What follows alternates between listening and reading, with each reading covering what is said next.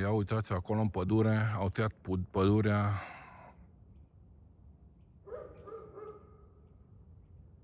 Ia uitați ce ansamblu au făcut acolo. Uitați.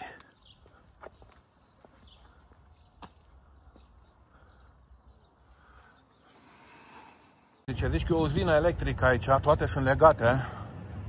Bineînțeles că gratis nu mai e, toată lumea plătește. Uitați-le. Cu inteligență, cu cameră, câte vrei și câte nu vrei. Uitați acolo sus, ce e ciorchine de camere în toate direcțiile. Bună ziua și bine v-am găsit, dragi abonați ai canalului Ian Explores. Astăzi este de dimineață, m-am trezit la ora 6:30, cât încă nu este trafic în Brașov, să vă prezint haosul urbanistic din orașul Brașov și prea mare urbanizarea orașului.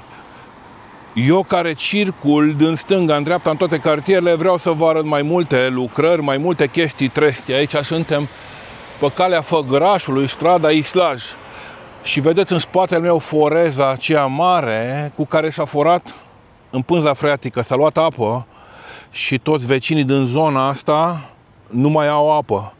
Pe vremuri, un prieten de-al meu avea o fântână într-un loc anume aici, avea apă la 4 metri, a scăzut la 7 și tot așa apa s-a dus în jos. Din vina la acest am să vă prezint lanterna Vurcos HD 03. Tocmai a sosit, l-am primit, o să-i facem un unboxing să vedem ce avem în cutie. Așa, o lanternă versatilă care merge pe ploaie, pe timp de seară, e micuță, sunt pe 3 culori. Eu l-am primit pe culoarea portocalie, mai e verde, albastru. Așa, e compactă, micuță, uitați cât este, cât un deget de-al meu. El se lipește de un ciocan, vrei să vezi ceva în motorul mașinii, îl lipești de un fier, magnet, îl agăți de rucsac, ideal pentru campinguri, corturi, seara, până ateliere, poți să legi. El mai are inclus straps, 1, instrucțiunile în limba engleză, uitați el aici, frumos. Încă un strap mai mic care să leagă pe el, cartonașele care au venit de la el. Poți să-l agăți la chei aici în spate, frumos, cu un clip de ăsta, să-l ai la chei, la mașină. Eu așa-l folosesc la mașină. Așa, îl recomand din tot sufletul. Are mai multe funcții, acum să vedem, de-abia l-am descoperit. Deci are spotlight, asta e moonlight, așa în poziția asta încărcat, merge 30 de ore, să știți. Dacă îi dau drumul pe maxim, deci pe maxim trebuie să apeși de mai multe ori. Prima fază, a doua fază, a treia fază și a patra fază. Stați așa, 1, 2, 3, 4. Ia uitați ce lumină. Ia uitați cum luminează totul. Și mai e și spotlight aici. De aici, din partea asta, îi dai spotlight. Și pe spotlight luminează și mai tare. Vedeți? Așa ține cam 40 de minute în poziția asta. Vedeți? Ce micuț e, finuț. Deci cât un deget, așa. Deci vine pe 3 culori, poți să-l agăți, magnetic. Cum v-am arătat, îl lipiți. Frumos, pac, pac. Pe mașină, luminează, frumos. Are și culori, dacă mergeți cu bicicleta, de exemplu, în spatele rucsacului, puteți să îi dați de 2 ori de aici, 1, 2. Și apare culorile pe el. Așa, uitați culorile. LED micuț aici, un preț promoțional acum. Eu îl recomand în tot suflet. Uitați, se schimbă culoarea. Dacă e pe bicicletă în față, e alb, în spate trebuie verde, are toate culorile incluse în el, uitați-l. Nu se vede chiar așa decât pe mâna mea, vedeți? Toate culorile. Uitați cât de micuț e, finuț, îl recomand. Link în descriere. Ian Explores, e bun la orice această lanternă, vă recomand, numai bine. Uitați un hotel nou pe calea Făgărașului aici, la ieșire către Făgăraș, către Gimbav în direcția aia. Poiană să vă arăt ce acolo, că acolo e haos. Haos imobiliar și multe imobile sunt construite fără autorizație de construcție. Eu, când mi-am făcut casa, am făcut pas cu pas, ITM-ul, șeful de șantier, ștampile, am niște dosare așa pentru o căsuță mică, da? Ăștia mari din Poiană nu au autorizații de construcție. A zis și primarul la televiziune în direct, vă dați seama, Ian Explorers vă explică tot. Deci, aici aveam nevoie de o sală polivalentă.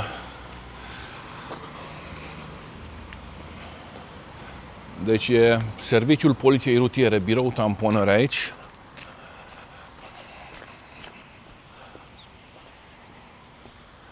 Deci dita mai sala polivalentă acolo în spate, nu este gata, mai e câteva luni probabil și îl dă gata și pe acesta. În câteva cartiere să vă arăt explozia imobiliară din Brașov, se mărește orașul forțat.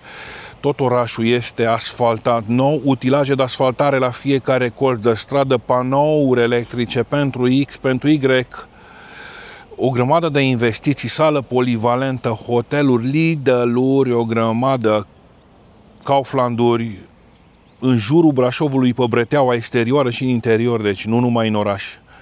O dezvoltare, o cosmetizare a orașului, o să vedeți clădiri care sunt acoperite și ca hotelul Capitol, de exemplu. Mă scuzați dacă mai greșesc, îmi cer scuze pentru stângăcile mele, dar știu ce vorbesc.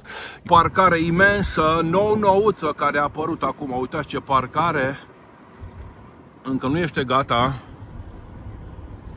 N-are nume, n-are denumire ce este, cu pază, cu de toate aici. Construire Park and Ride Bartolomeu. Park and Ride Bartolomeu.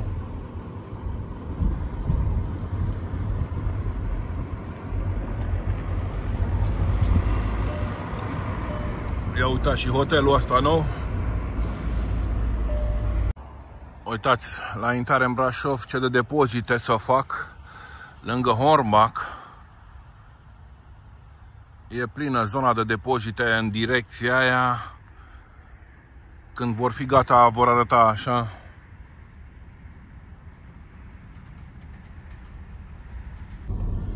Lidl nou.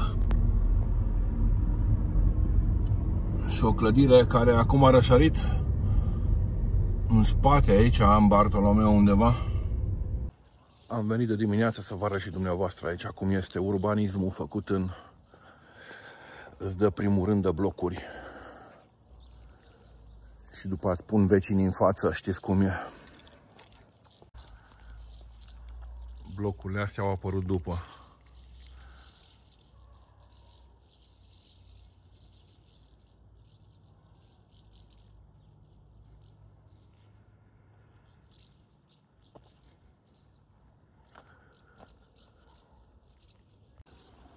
Deci prima oară au fost blocurile, după le-a făcut niște blocuri în față. Vă dați seama? Urbanismul ăsta haotic. Alt rând de blocuri. Totul nou.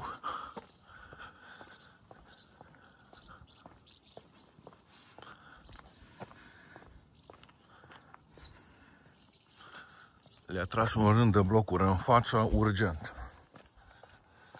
Vă dați seama că și aici o să fie la fel. Blocuri în față cu blocuri. Mai au priveliște puțin. Oamenii au priveliște puțin că o să fie bloc și aici.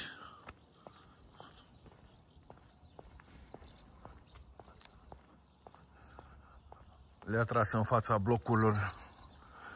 Nu mai văd nimic ca oamenii, uitați-vă.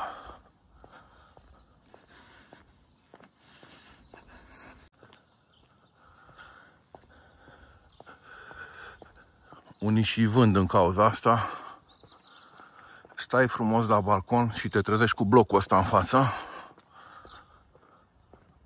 Ia uitați.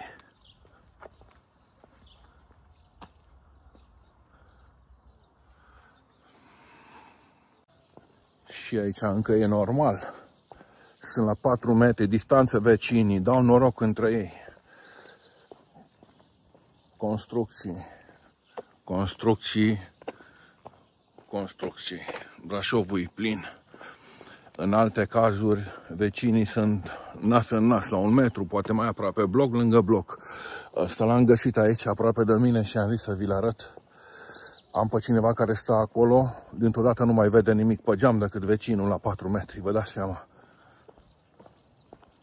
Li s-a vândut o proprietate cu priveliște și acum au înfundată priveliștea, vă dați seama. Ieși și vezi soarele, vezi câmpul și dintr-o dată nu mai vezi decât oameni. Oameni care nu-ți de aici, străini care s-au mutat în Brașov, uitați. Numere, uitați, numere, aleatoriu, mă opresc și vă arăt. Brașovul s-a urbanizat prea tare, ia uitați. Ia uitați. Așa. Următorul. Târă. PH. Unde e Brașovul? Mergem mai departe. Mașini electrice. Zici că e o uzină electrică aici, toate sunt legate. Bineînțeles că gratis nu mai e, toată lumea plătește. Uitați-le. Și acolo e plin, să aud numai căblăraie, mățăraie.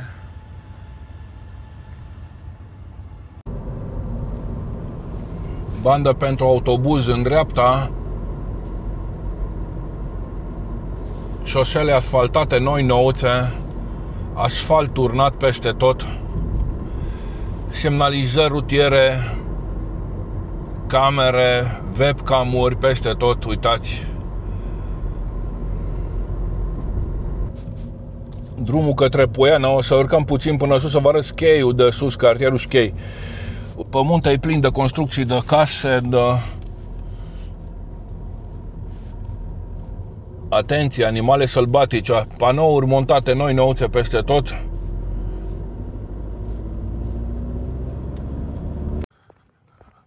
Cartierul Schei de pe drumul Poienii.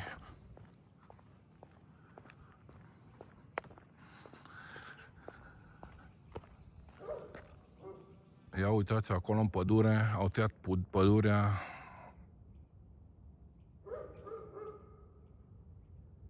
Ia uitați ce ansamblu au făcut acolo.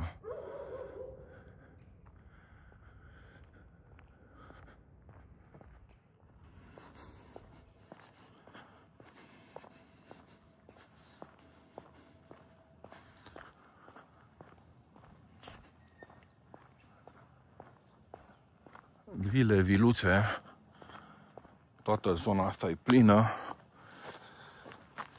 Din păcate e vegetație. Nu știu cum să ajung să filmez acolo, cumva macaraua aia pe deal, cum lucrează.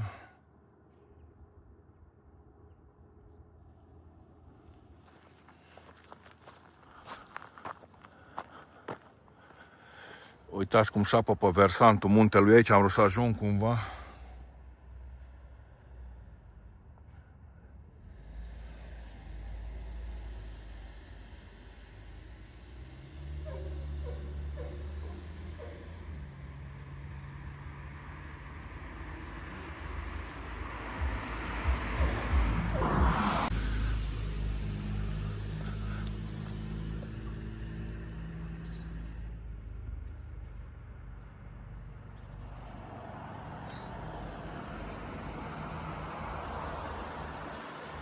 Ziduri mari. Nu mai vezi nimic aici.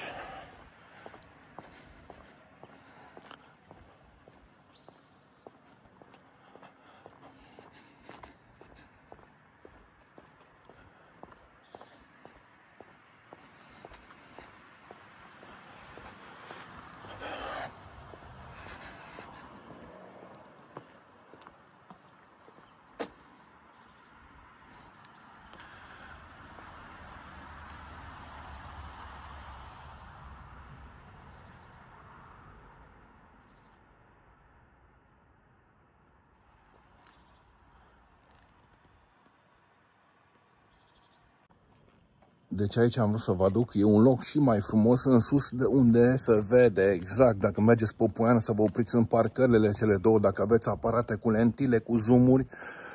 Uitați-vă cum muntele a fost tăiat din el, din dealuri și s-au construit numai ansambluri.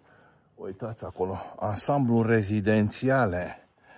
Vorbesc în cunoștință de cauză, tot orașul e plin, cu de toate pentru toți, cum se zice. Aici, oameni cu Mălai.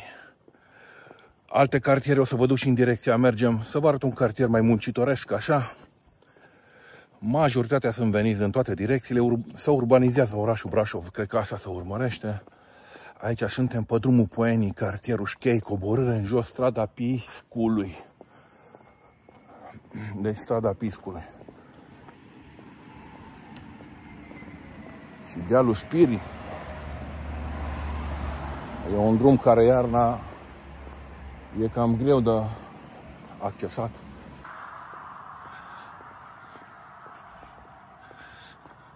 Deci drumul Poenii. Rezidență privată, securitate maximă.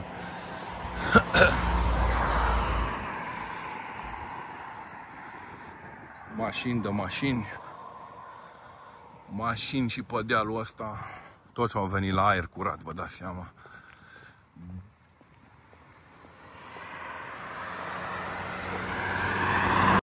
Ia uitați și la ce fac reclamă aici. În Poiana Brașov, asta da.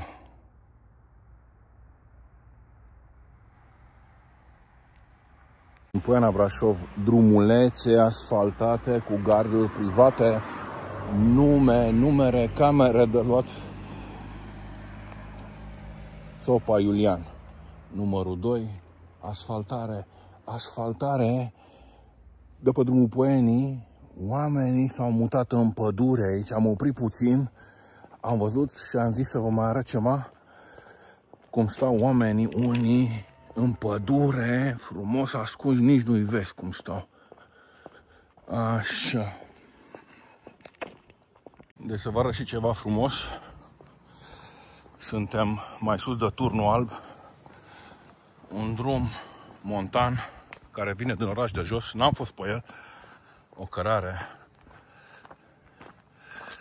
Uitați aici, primăria, consiliu, bastioane, turnul, agrement. Deci suntem aici undeva pe sus, pe drumulețul ăsta, care îmi dă o priveliște asupra Brașovului la prima ora a zilei. Ghiciți? Biserica Neagră, agrementul acolo pe partea aceea, terenul de tenis, patinoar și Piața Sfatului.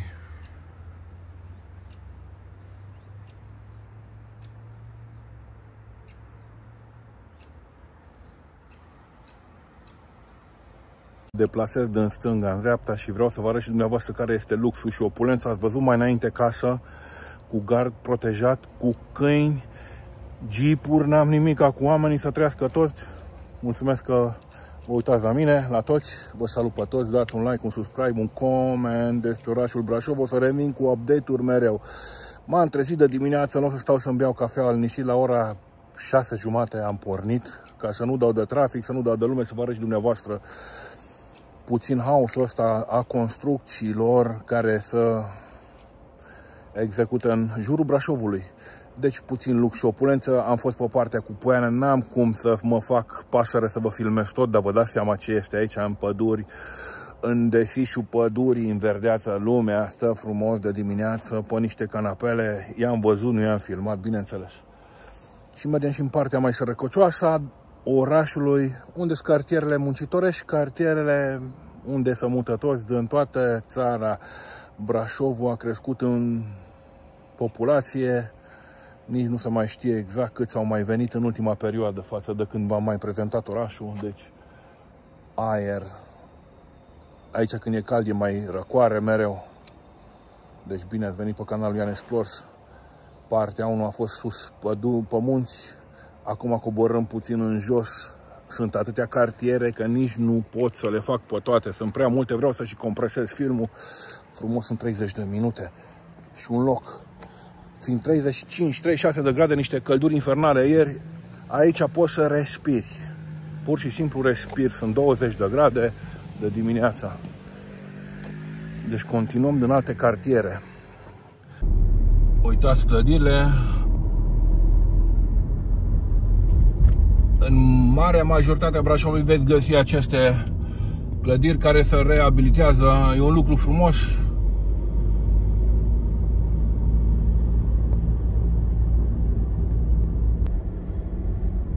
Radisson, hotelul din dreapta aici, unde steagurile, refăcut din temelie.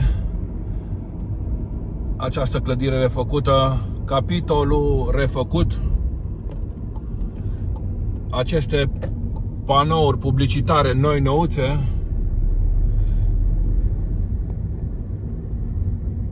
Și ia uitați ce e pe stâlp. Stâlpul e plin de camere în toate direcțiile.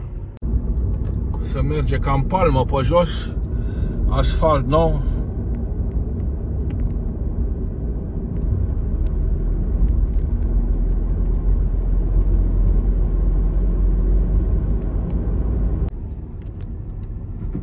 Altă clădire în reabilitare la șoseaua principală. Toate sunt. Uitați și acolo, Libra Blanc. Dintr-o dată tot orașul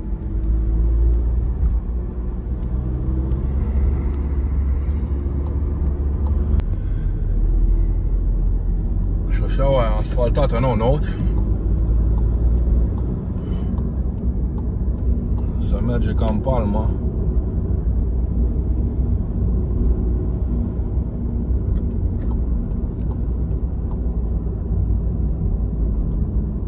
Zona Gării, hotel nou.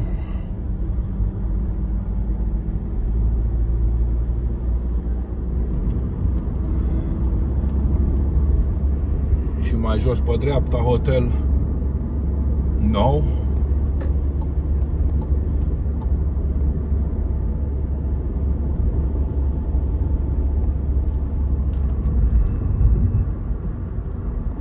Uitați, hotelul nou.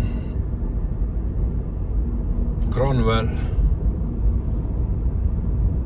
Pe vremuri era un bazar aici. Pe timpuri era un bazar unde se făcea mâncare, se vindeau haine. Gara Brașov, stația aceasta nouă de autobuze de aici. Totul făcut la urgență, frumos, după niște planuri, proiecte. În spatele meu, mare retailer Ikea, o să vin aici, în față, blocuri noi. Zona asta este mai selectă. Am coborât de pe drumul Poieni și acum vă arăt puțin pe aici ce frumos e și iarba, se audă automat. Firme mari aici de IT, mă gândesc. Deci cartierul Coresi. Așa. Pomișori plantați.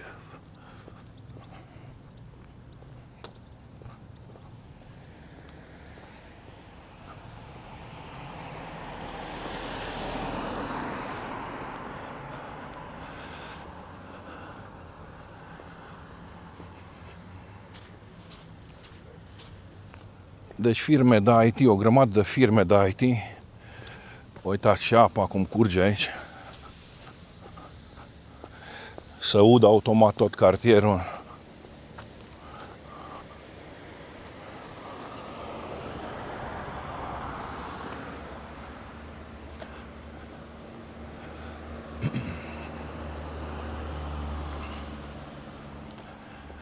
Revin la o mică plimbare aici. Cartierul Coresi, care s-a construit pe fostele platforme, rulmentul, tractorul în zona asta.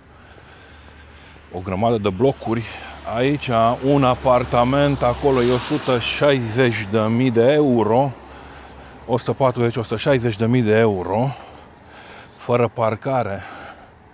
Parcare subterană, cele care au 20.000 de euro. Și sus parcare 10.000 de euro. De câte știu, dacă e, mă corectați. Dar am umblat foarte mult în blocurile astea din fața mea, astea sunt. Un cartier mai exclusivist. Coresi. și s-a construit în direcția aia foarte mult. Deci, aici e Business Campus-ul Coresi. Totul nou construit.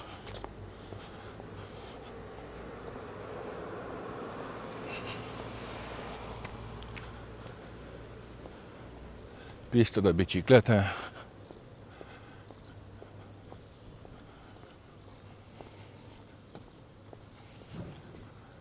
O să mergem acum și în alt cartier mai muncitoresc puțin și o să închei vlogul după aia, să nu vă țin așa de mult, să nu vă plictisesc. Deci, Brașovul cu o populație de 250.000. Aici este Alea Aviatorilor.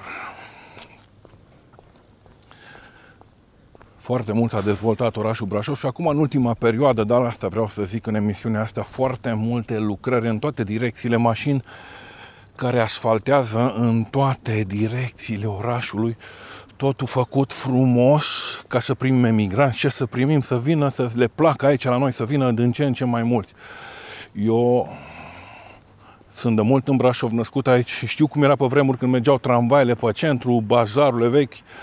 Normal că îmi place să fie modern și frumos, dar face șosele, domnii din primărie, face șosele, infrastructură pentru mașini. Vedeți că Sunt Petru, în partea podul, cum trece, acolo să stă dimineața câte 20 de minute, 30 de minute să mă anunțați dumneavoastră dacă să stă mai mult, că eu nu merg acolo, dar mă blochez din când în când. Jan Explorers circulă până tot orașul ăsta mare, iubesc Brașovul, e orașul sufletului meu, născut aici, bine ați venit pe canalul meu, deci, Coresi, totul nou. Zici că ești în Elveția, pur și simplu, și pomii aliniați la dungă, uitați, la dungă, parcă a pus cineva la o sfoară aici, vedeți, o dungă perfectă și în față și în spate. Pomișori, iarba se audă automat de dimineață. Aici am înțeles că vine Ikea, retailerul, mall-ul Coresi. Deci, căblăraie băgată pe dedesubt, camere montate pe sus, autobuze noi-nouțe, stații de autobuze noi-nouțe, stații de încărcare electrică, vine viitorul, peste tot s-a modernizat câte ceva. Mergem într-un cartier mai mărginaș acum, aleatoriu sunt mai multe, nu o să merg chiar în toate, o să intru într-unul care cred eu că e în drumul meu și toată centura e asfaltată nou-nouț. Deci peste tot găsești numai lucrări în tot orașul. Săpături, astupă, vopsesc, asfaltează, vopsesc trecerile de pietoni. Parcă ar veni ceva. Jan Explorers, mie îmi place să fie totul frumos, dar au mărit prea mare orașul și e puțin haos în construcții. Urbanizarea este ca pe la Mamaia Nord. Acolo numai clădiri peste clădiri, aici încă zonă frumoasă, mergem într-una mai aglomerată și încă 2 cartiere mai facem. Mergem să facem 2 cartiere în drumul meu, deci revin de acolo. Am făcut și pașii ăștia. De dimineață pe jos cu dumneavoastră, vă mulțumesc că mă urmăriți. Asfalt nou, construcție nouă, o serie de blocuri, o să intrăm între ele să vedeți cum e aglomerația de la blocurile astea de aici. Automat, lângă mall au făcut și o grămadă de blocuri ca lumea să vină să cumpere.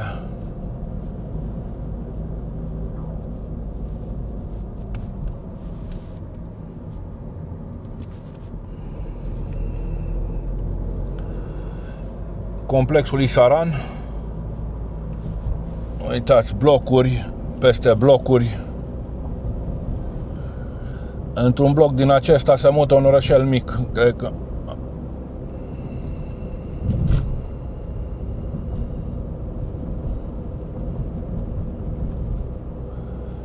Partea asta e cu fața la soare. Altă zonă, alte construcții. Puține mașini sunt în Brașov de aici. Șantiere.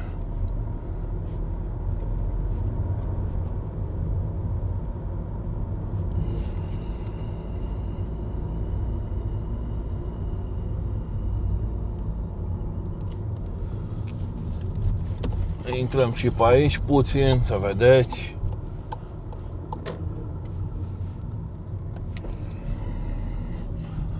Vecin în vecin.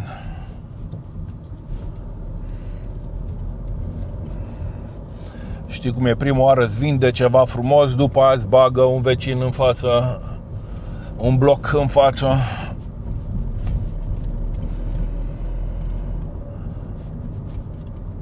Alt cartier aici.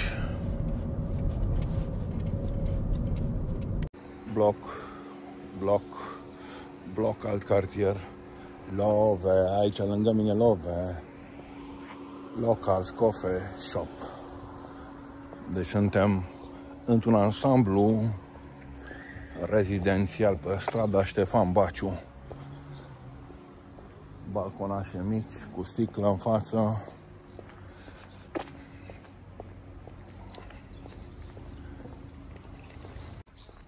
Uitați, blocuri peste blocuri. Blocuri. Blocuri. Blocuri. Blocuri.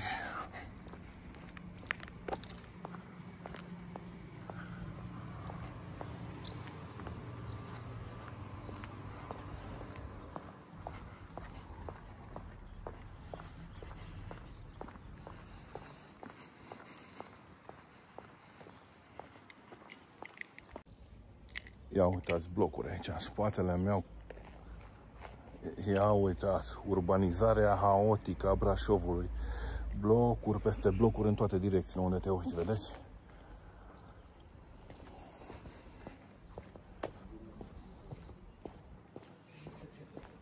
Vă zic că peste tot sunt aceste blocuri noi, nouțe.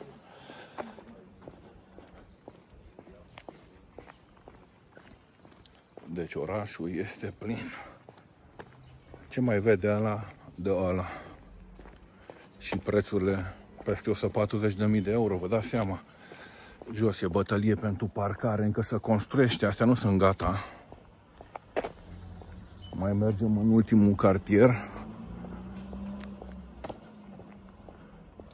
Asta e Top City, Top City, vânzări, apartamente. Ia uitați, Top City, vânzări.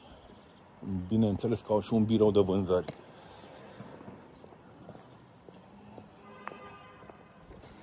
Și în spatele meu. Deci în viața mea n-am văzut atâtea construcții noi. Orașul vechi aici nu era pe vremuri.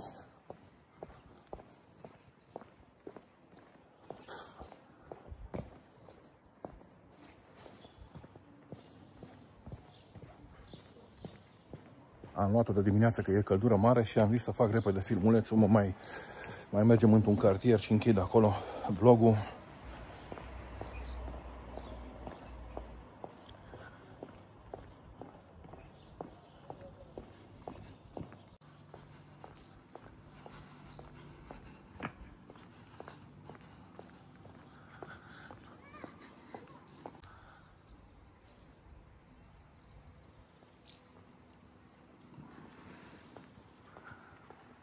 Praf, uitați cum este praf aici.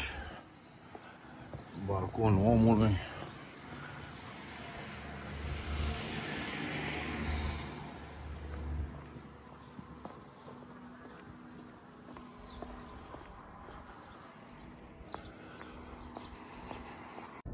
Șantier în lucru.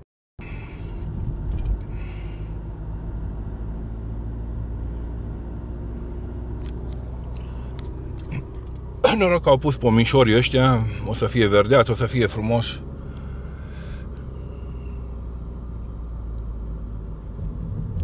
Drumuri înguste, parcări nu sunt. Bineînțeles, dincolo e Mall-ul Coresi, unde s-a construit o grămadă în jurul lui.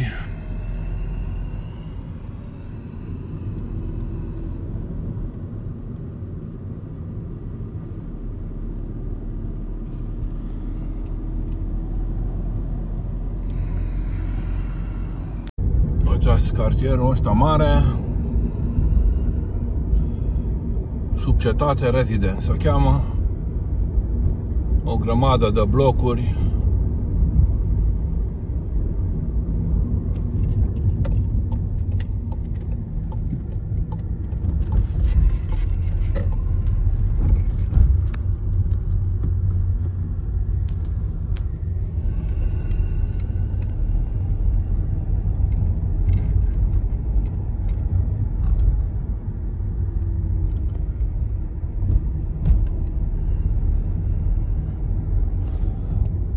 Pavajele sunt duse pe jos.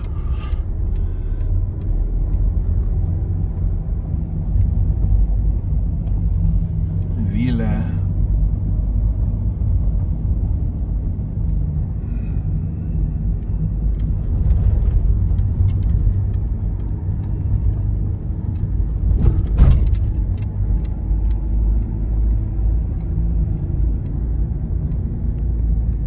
Uitați aici cum se face cartierul, birou de vânzări, suntem la Subcetate Residence. Au ieșit până pe câmp cu construcția, uitați în fața mea aici cum este. Aici e capătul cartierului, șantier în lucru. Foarte mulți străini lucrează aici, veniți din peste hotare, din India, din Pakistan. Tot câmpul ăsta e plin de lucrări.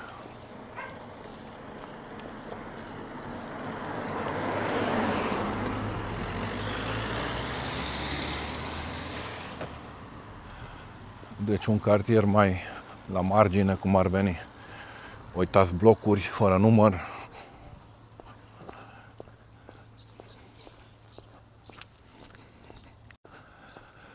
Uitați, un cartier mai de oameni normale aici. Am intrat puțin în Subcetate aici.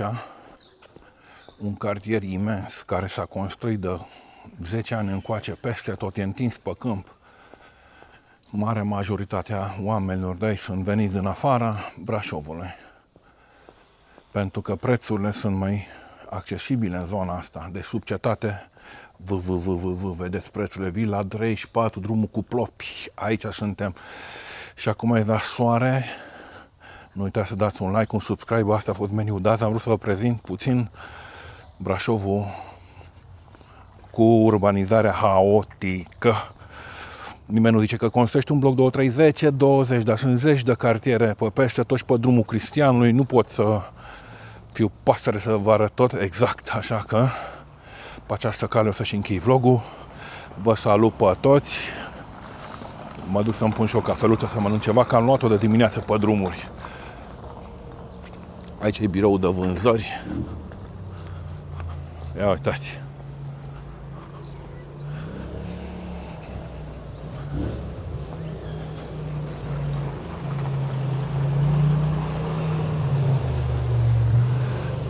Deci pe această cale numai bine și ne vedem în următorul vlog. Ian Explores. Nu uitați, dați un like. Asfalt nou pe toată centura Brașovului, nou nouț.